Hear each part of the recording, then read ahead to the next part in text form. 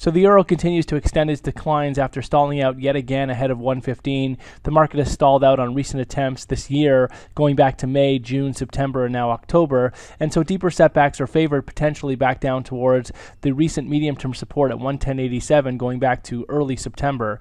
At this point, while the market ultimately holds below 117.15, the longer-term downtrend does remain intact and the pressure remains on the downside. We need to see a break back above 115 to compromise this outlook.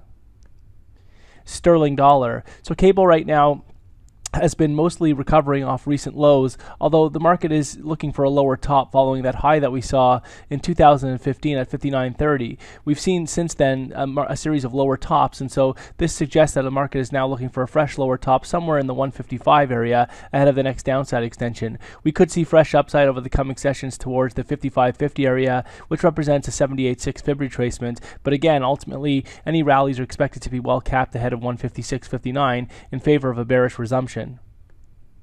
Dollar yen. So although we've seen some recent recovery off the lows that we saw last week in dollar yen just shy of 118, the market does favor the downside with a fresh lower top side out ahead of an eventual retest of that August low at 116.12. At this point, any rally should be very well capped into the mid 120s, while ultimately only back above 121.74 would compromise the bearish outlook.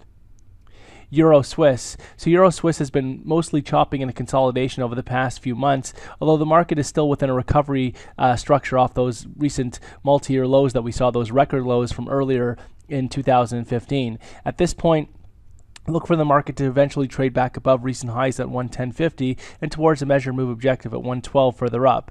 Really only back below 107.14 would compromise this outlook. Aussie dollar. So Aussie remains confined to a broader downtrend, although we have since recently seen a nice recovery off those multi-year lows. At this point, it looks like the market is trying to carve out the next lower top below 74.40, although we're going to need some confirmation on a close below recent lows that we saw around the 71.98 area. Dollar CAD. So dollar CAD looks to have finally found some solid support by that previous resistance going back to March in the 128s, and a higher low is now sought out ahead of the next upside extension and bullish continuation beyond those recent 11-year highs at 134.57.